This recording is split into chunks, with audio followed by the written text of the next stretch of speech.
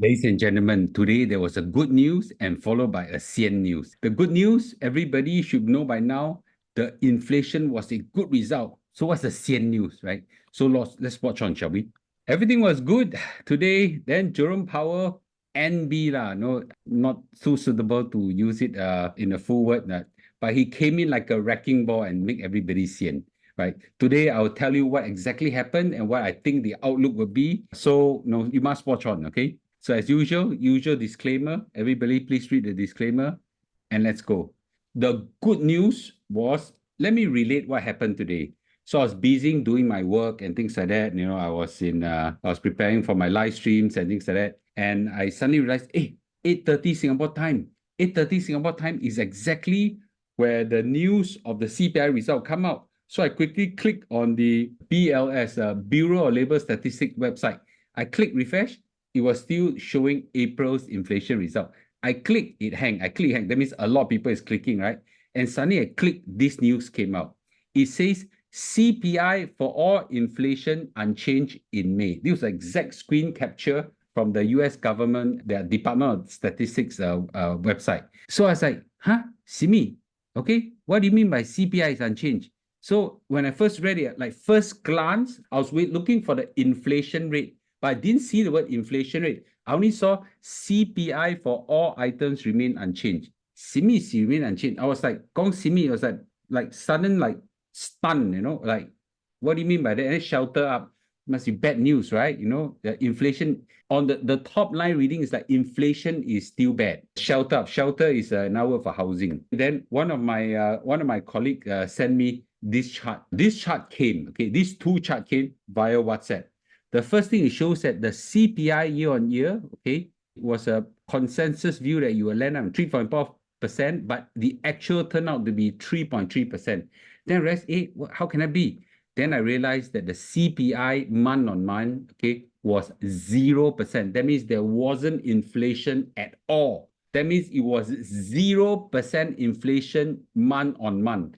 That means relative to April, May did not have any price increase at all. That's a huge, huge, huge, huge news, okay? The consensus view was at least 0.1%, but there wasn't an inflation at all, right? So that's a very, very big news. So the inflation came in below expectation, seriously below expectation. And I think you may not have grasped the importance of what the figure means. If it is zero overall, but shelter, which is housing, increased, it must be that the rest of the thing went negative. That means we actually have disinflation, or another economic term is called deflation, across the rest of the sector. That's a very serious thing. So the price increase right now has went negative. Prices are starting to fall, not the rate of increase has fall. Actual prices are starting to fall. So I think that's a very, very big thing, okay? So as you can see, among all the categories, some went positive and negative, but there are a couple of big negatives, right? Used car, used vehicles, commodities, all went negative. So the one thing that went up quite big was shelter, okay? So anyway, that was a big insight to a lot of people. So it must be damn good news, right? Of course, right? Mr. Loo was so happy that he was jumping up and down. We can't wait for 9:30 Singapore time. That's when the whole market opens. Guess what? When the market opens, it rallied like crazy, right? So the S&P 500 and the NASDAQ shoot to the roof, man, to the moon. I remember S&P 500 went over 1.2, 1.3%. The TLT, which is US Treasury, went up to at least 1.5% positive relative to the day before. So everything went up, right? So I was just waiting excitingly. Then I realized, wait, still got one major event. What's the major event? Yes, the CPI was reviewed. That's a great news, right? But then Uncle Jerome Powell got to talk first, right? So we got to wait for it to happen. Well, it was a good path, I was very excited, I was so happy, didn't quite bother with what I was doing, and wasn't very focused on my work, and just very happy that, things are going to shoot to the moon. Well, but then this uncle came along, okay? This photo, a bit too young. He's now much older, okay? He's a wise man, Then he make everybody sian, sibei sian, okay? So I prepared for a few things. I wrote in my Telegram group. And by the way, if you guys haven't joined my Telegram group, please join. You know why? Because Telegram group is where I provide real-time information and my analysis, my shorts and everything. You know, my investments are first informed in Telegram. So please join my Telegram group, Loo1M65, Loo1M65. Anyway, I say in my Telegram group, there are 3 possible inflation outcome, okay, which is good, which means the inflation come down dramatically. Meh means inflation maybe either on expectation or just kind of same, you know. And the third one is bad, means actually there's a reinflation. That means inflation went up again. So 3 possibilities. If in a normal day, that was okay, but today happened to be the only day the inflation result come out, then Jerome Powell had to speak, okay?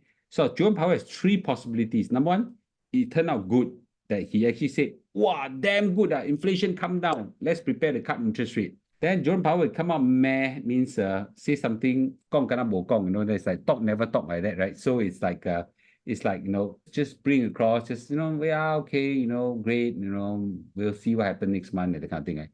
Bad is when he become hawkish, right? He's like telling everybody, no. This, you know, is still bad news, right? It's still bad news. Whatever he say. So 3 possible inflation outcome, 3 possible Jerome Powell outcome. There's 9 possibilities, right? Given that by 8:30 Singapore time, Malaysian time, we know that inflation turned out good. And it's not just good, it's very good, right? Right? It's SB good. You know what's SB good? It's Si Pei Ho, right? SB good.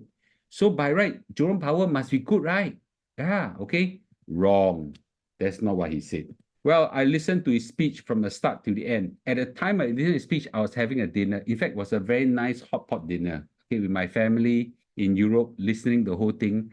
I listened while you're all sleeping, I was listening to a speech. It was a boring speech, almost like 80% or 90% of the speech was saying the same old thing again. Okay, he said the Federal Reserve has the dual mandate to maintain price stability and to make sure full employment, right? So we want to make sure we calibrate both carefully. We have an inflation target of 2%. We're not there yet. Okay, not there yet, no. Until I see more data, then I'm convinced that this is okay, then I'll cut interest rate. So I'll keep my interest rate flat. That's basically what he said. Okay, and then I was Q&A, basically that's what he said again. But more importantly is that he actually said that they did a dot plot. Now, whatever that means is basically get all the people in the FOMC, the Federal Reserve Open Market Committee, everybody do a prediction. You know what? The consensus view is everybody predict that now there'll be only one interest rate cut. Now, that's quite okay because that's also what the market anticipated, right? But coming out from his mouth and expecting it, still based on the whole market, Sian, I thought such a good result, you must be very happy. No, right? He go with the whole market view. Everybody kind of land in a consensus view that only one interest rate cut moving forward. So basically, he need more data. So after he said that, you know, and all the summary of economic projection come out, okay, the whole market sian 一半, right? SIAN, sian by half, right? In fact, the market go up and then come down somewhat, okay? Not a bit, somewhat. Well, fortunately, it didn't wipe out all the gains, okay? It still went up because after all, it's a very good news. So S&P 500 went up a lot, came down by a notch, okay, notch. Still okay. The TLT went up by a lot, came down by half. Very sad, okay? So Treasury came by half, S&P. This is where I want to give everybody also a very interesting insight. US Treasuries are very, very sensitive to interest rate news, where the stock market is less sensitive to interest rate news, right?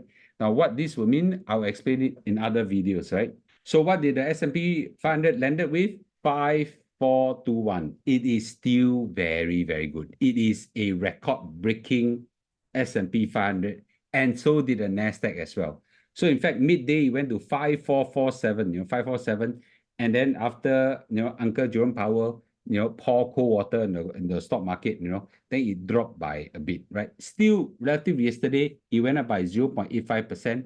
I think the NASDAQ went up by almost to a full percent. So it is still good news, right? It is still good news. It could have been better if Jerome Powell didn't pour cold water at the whole thing, right? Basically, he says, I need to see more data before I am convinced. Lim Pei need to see more data, see more data, see more data.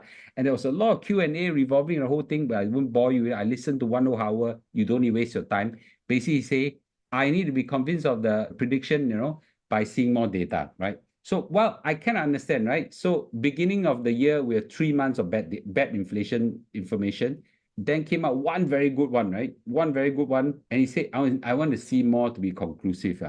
I can understand. But just that, even though I can understand, even though it's all anticipated, everybody predicted there's only one rate cut. Now he say that more or less summary or economic projection, only one rate cut. When the bad news still come out, as everybody predicted, everybody still said. So the exuberance went down quite a bit, okay? It goes back to two things that we said.